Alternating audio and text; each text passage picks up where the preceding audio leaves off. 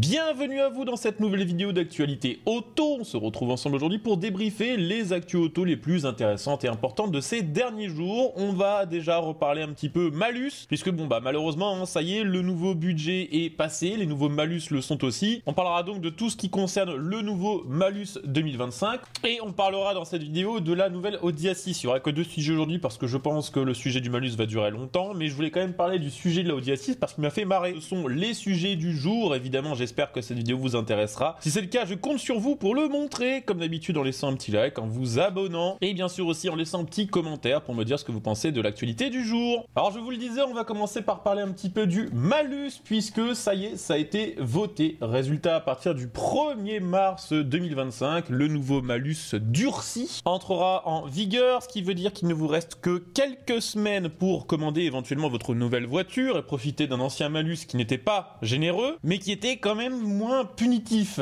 Pourquoi? Parce que à compter du 1er mars 2025, le seuil de déclenchement du malus sera abaissé de 118 grammes de CO2 par kilomètre à 113. Alors c'est pas une grosse différence, 5 grammes, sauf que, et on en parlera un petit peu plus tard dans cette vidéo, c'est 5 grammes, en réalité ça change tout, puisqu'à cause de cette tolérance inférieure de 5 grammes, il y a tout un tas de voitures très petit budget, des entrées de gamme à petit moteur qui deviennent elles aussi soumises au malus. Le plan, c'est de passer ce malus à 108 grammes en 2026 et 103 en 2027. Et je rappelle par la même occasion que le système de malus comme ça n'existe qu'en France. C'est-à-dire que dans la quasi-intégralité des autres pays du monde, il y a effectivement des écotaxes, mais absolument rien de comparable avec notre malus qui est quand même exorbitant. Alors bien sûr, là on a parlé que du seuil abaissé du malus, mais sachez que le montant maximal va lui augmenter. Il était de 60 000 € en 2024 au maximum pour les véhicules qui dépassaient 193 grammes de CO2 au kilomètre. Cette année, il va passer à 70 000. Voilà, c'est cadeau, et ce sera à partir de 192 grammes. Il est prévu que ce soit 80 000 en 2026, et puis évidemment 90 000 en 2027 avec un seuil à 189. Faut quand même se rendre compte qu'en 2027, et même d'ailleurs déjà peut-être dès 2025, le prix du malus, c'est une petite maison dans certaines régions dépeuplées de France.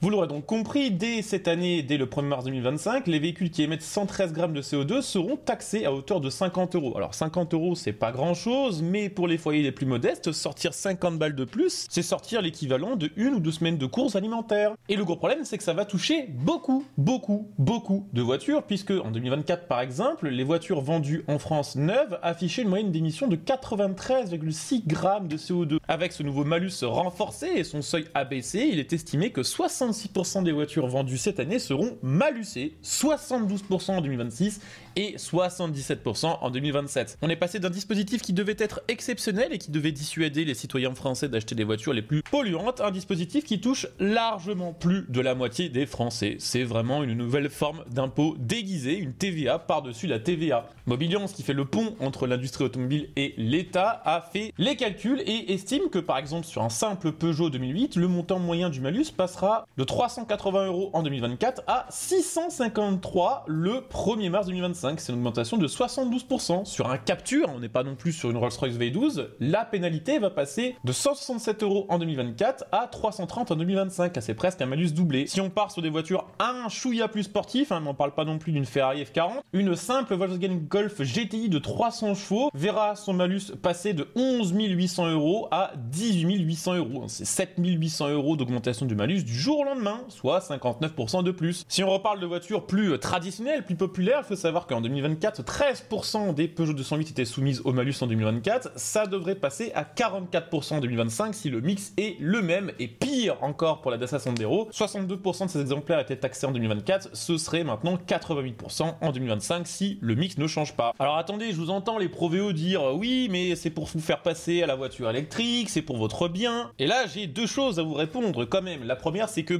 où est le bonus, puisque le malus était censé payer le fameux bonus permettant d'acheter des voitures plus vertes. Je rappelle que pendant que le malus est augmenté, le bonus est quand même diminué, voire supprimé dans certains cas. Mais surtout au moment où les constructeurs ont déjà une pression monstrueuse et ont bien du mal à refourguer leur VE, on commence à voir l'apparition de malus au poids sur les voitures électriques. Alors évidemment, les voitures électriques bénéficieront comme d'habitude de petits avantages, d'un malus au poids réduit par rapport à leurs équivalents thermiques ou hybrides. Il faut savoir que de manière générale, le malus au poids a un seuil qui va passer de 1600 kg à 1500. La taxe sera de 10 € par kilo supplémentaire, donc si vous avez 100 kg de plus, c'est 1000 balles, c'est cadeau. En sachant que c'est exponentiel, puisque ce sera jusqu'à 30 € par kilo pour les véhicules de plus de 2 tonnes. Il va également y avoir avoir des nouveaux malus au poids sur les véhicules hybrides. Il faut savoir que les véhicules hybrides non rechargeables n'auront plus l'abattement de 100 kg. Alors en réalité c'est un peu plus compliqué que ça parce que ça va être un peu du cas par cas. Le gouvernement ne veut limiter ce malus qu'aux véhicules considérés pas assez performants sur le plan environnemental. Donc si vous avez une voiture hybride qui répond aux conditions suivantes, celle d'avoir un moteur électrique dont la puissance maximale est supérieure ou égale à 40 chevaux, vous devriez pouvoir continuer à en profiter. Les hybrides rechargeables de leur côté devront se contenter d'un simple abattement de 200 kg dès le 1er mars 2025. Jusqu'à présent exonérées, les voitures électriques seront maintenant soumises à la taxe sur le poids. Ce sera à partir du 1er juillet 2026. Alors ok, c'est pas tout de suite, il vous reste 1 an et demi. Évidemment, il y a un abattement de 600 kg puisque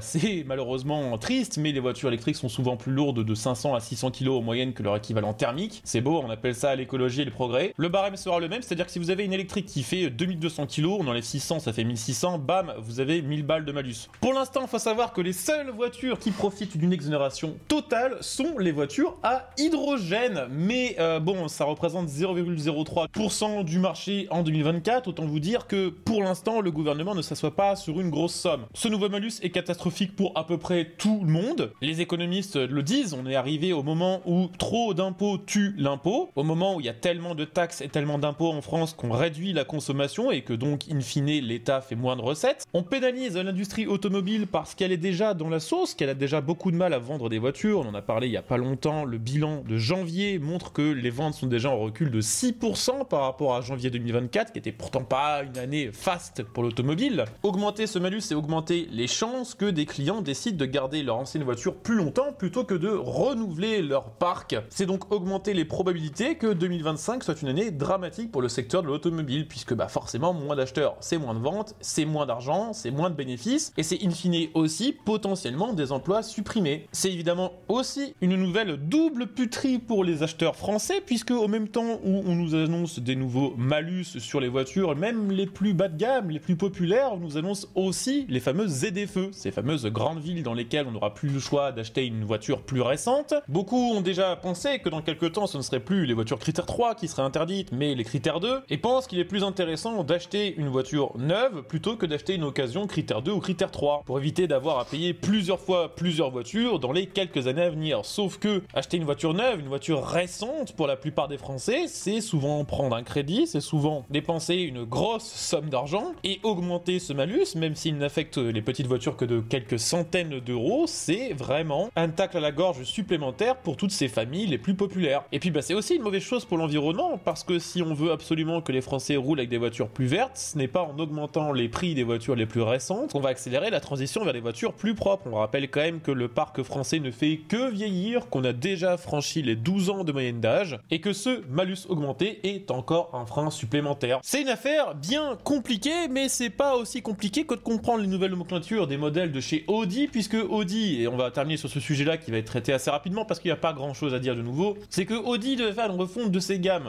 Pour les prochains modèles, les modèles pairs devaient être les modèles électriques et les modèles impairs devaient être les modèles thermiques. Par exemple, la A6 d'ancienne génération thermique aurait dû devenir la A7. C'était ce qui était indiqué par Audi. Sauf que, ça va changer parce que finalement, Audi annonce une nouvelle A6 à motorisation thermique. Alors en réalité, ils n'ont pas trop le choix parce que Mercedes continue à proposer des classes thermiques et bien élevé des séries 5 thermiques. Donc forcément, ne plus proposer ce gros morceau de l'histoire d'Audi en thermique, c'est 100% sûr perdre des clients qui iront chez la concurrence. Du coup, le nouveau système de dénomination chez Audi va tomber à l'eau. C'est pas plus compliqué que ça. Et Audi annonce un changement qui est en réalité un non-changement puisqu'on a la confirmation que les modèles électriques se termineront bel et bien par e-tron. On rappelle que cette nomenclature pour l'instant n'aura pas vraiment porté bonheur, surtout en France, que les versions essence à hybridation légère se termineront par TFSI, que les hybrides rechargeables s'appelleront TFSI E et que les diesels seront toujours les TDI. Pour l'instant, on n'a pas d'infos supplémentaires sur les moteurs qu'embarqueront cette nouvelle assise thermique. Ce qui est quand même assez marrant, c'est que clairement la marque Audi depuis 4 ans, elle est en roue libre, elle fait n'importe quoi. Alors vous allez me dire que c'est pas grand chose, effectivement, un changement de nom, sauf qu'avec eux, c'est en permanence depuis des années qu'on sent bien que Audi se cherche et que Audi a un mal fou à se trouver. Je pense que les dirigeants ont compris que l'électrification ça allait pas passer, qu'ils étaient en train de tuer leur image de marque. Il doit y avoir les investisseurs qui sont furieux à chaque assemblée générale et qui doivent demander tous des choses différentes qui vont dans tous les sens. Ça a pas l'air fun d'être au conseil d'administration d'Audi. En tout cas, voilà, c'était les petites news du jour. J'espère que la vidéo vous aura intéressé. C'est le cas, je compte sur vous pour le montrer comme d'hab en laissant un petit like, en vous abonnant pour les prochaines vidéos. On se retrouve si tout se passe bien dès demain demain pour plus d'actualités auto. En attendant, je vous souhaite une bonne journée et je vous dis ciao.